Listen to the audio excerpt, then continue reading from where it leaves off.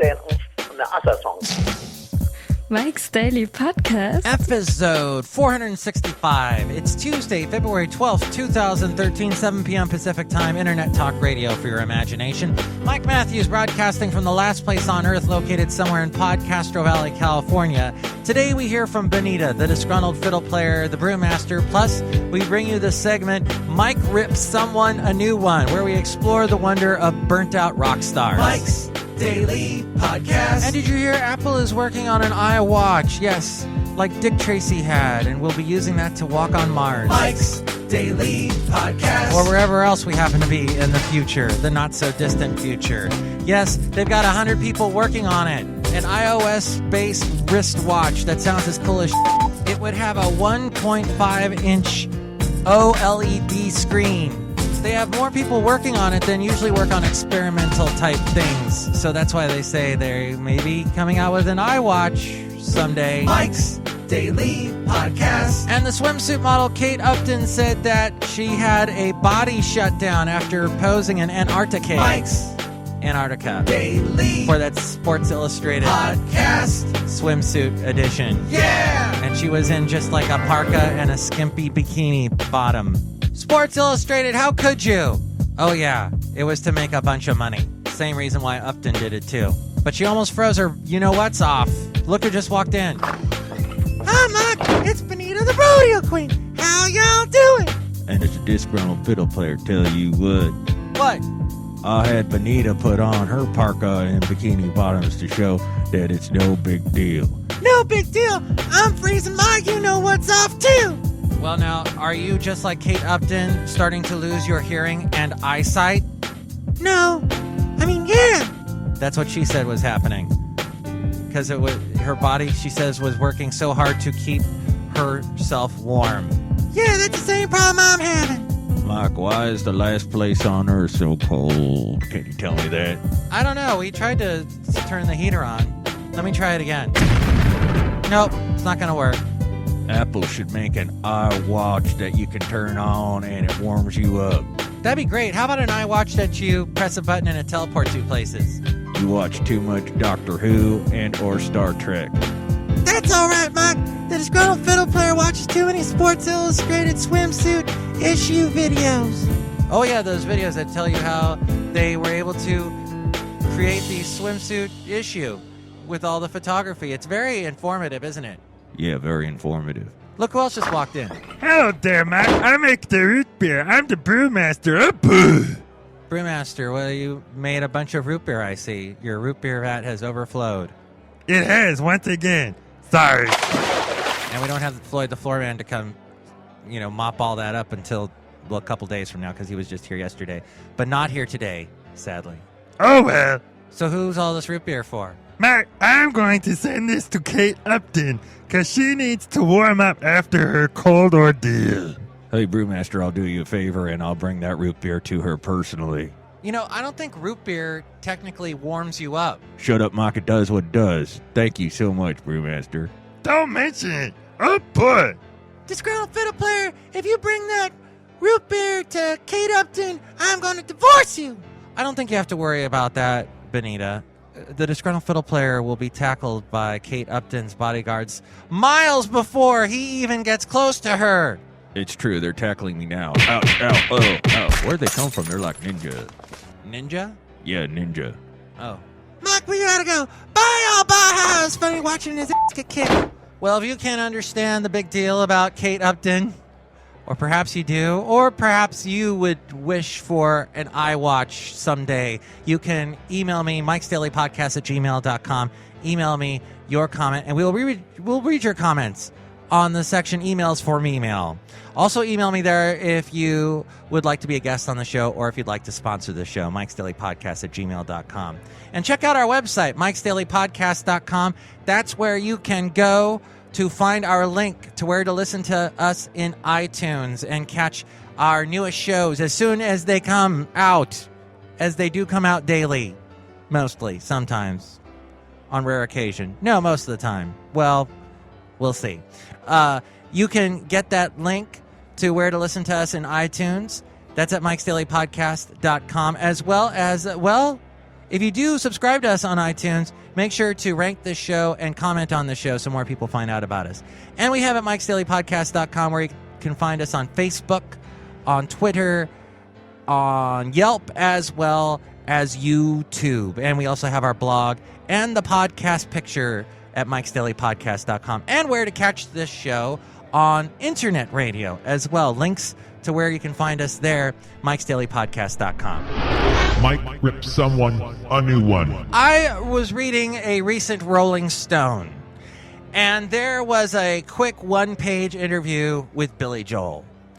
Billy Joel was a big influence on my life growing up in the 70s and 80s. His music was heard on the radio constantly.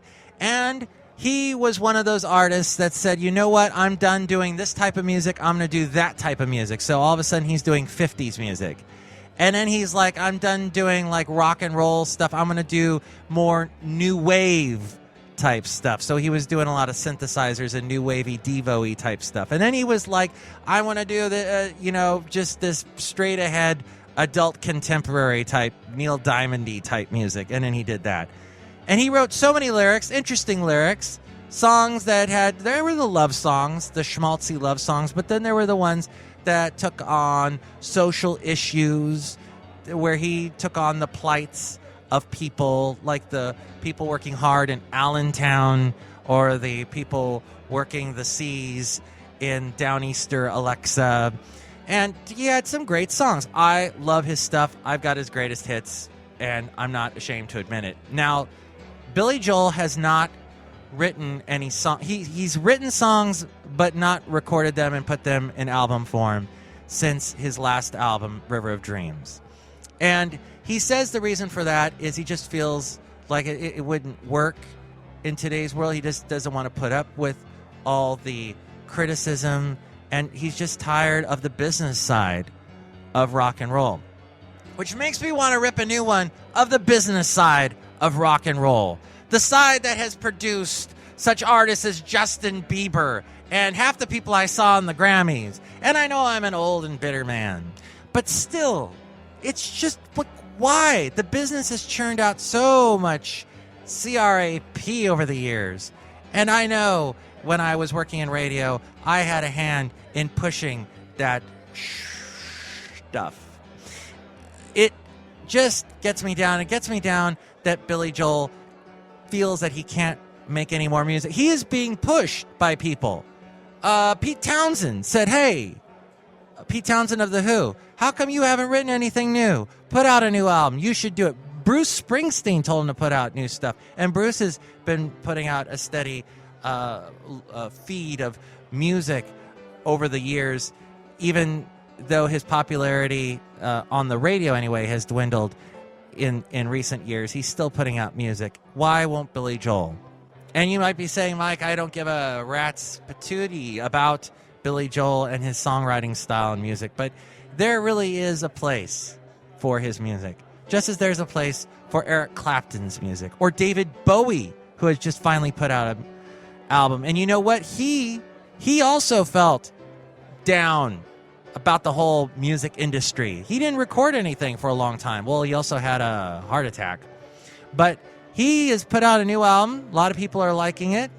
He did it at first working at a small studio in New York in Greenwich Village, and he's put out this album of new stuff. Billy Joel can do the same thing. Let's resurrect some of the cool 80s artists. Unfortunately, we probably won't hear anything from Phil Collins. I'm hearing he's not doing too well, that he has lost his hearing and he's having some health issues. But Peter Gabriel still puts out stuff. A lot of these artists from the 80s, and of course, Madonna, still putting out stuff. But regardless, you've heard me interview a bunch of new musicians on this show. And these people aren't afraid. These people don't care about how the music industry stinks. They're working around it. A lot of the people I speak to don't have big major labels pushing them. They're working with small independent people, but they're getting their music out. They are creative, and they're pushing their music to the masses through means like this show. This isn't a big corporate show. It's done at the last place on earth, very modestly, And you are hearing it, so it's at least reaching one person. And we have that technology now to be able to work around the businessy business people that want to just put out the lowest common denominator pap. In other words, Billy Joel records something. He says that last song on River of Dreams, the Last Words I Have to Say song, was the last song he really wanted to ever put out because it said everything he had to say. And you know what? It doesn't say everything he has to say, I think. He's got a lot more to say. But thankfully, I don't. As we go outside the last place on earth where we bring you Mike's Daily Podcast, somewhere in Podcastro Valley, California. And here's today's podcast picture. Dun, dun, dun, dun, dun, dun. Dun, dun, dun, dun, dun, dun. I heard Billy Joel doesn't write songs anymore. And there are holes in the floor and the iceberg's coming in. That's a song I wrote. Great lyrics, huh?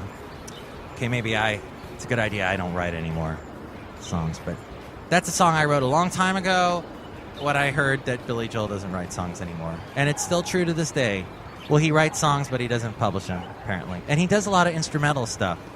Okay, the podcast pictures of the Grace Cathedral in San Francisco, and a picture I took of it. I really never seen it before, and I came upon it in the evening, on a Sunday evening, appropriately, and the moon was shining over it in a smiley face, and it was just a cool picture.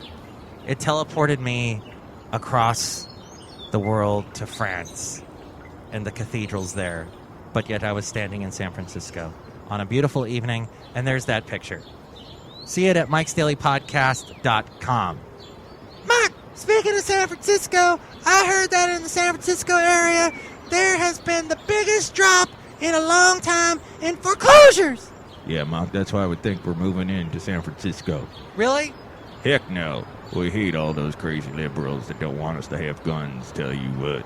Oh, haha, you got me again. And we're also heard in Thousand Oaks on the KNJOradio.com website out of Thousand Oaks. And there was an interesting story. We'll wrap up the show by this fascinating tale of a former Thousand Oaks woman imprisoned for defrauding banks and cheating home buyers and investors, sort of like a Bernie Madoff type person. She has died in prison. She was sentenced to prison for 10 years after pleading guilty to bank fraud. Her name was Sonia Sherry Tucker. As of now, no cause of death, but that's very bizarre. Did she do a swimsuit issue in Antarctica? I hear that's not very good for your health. Oh, boy. Brewmaster, you're still thinking about Kate Upton. It's hard not to. Okay, well, tomorrow we will bring you the segment News Random, plus we'll hear from Madame Rootabega, Valentino, and Bison Bentley. Shut up, Mark. It does what it does. Okay.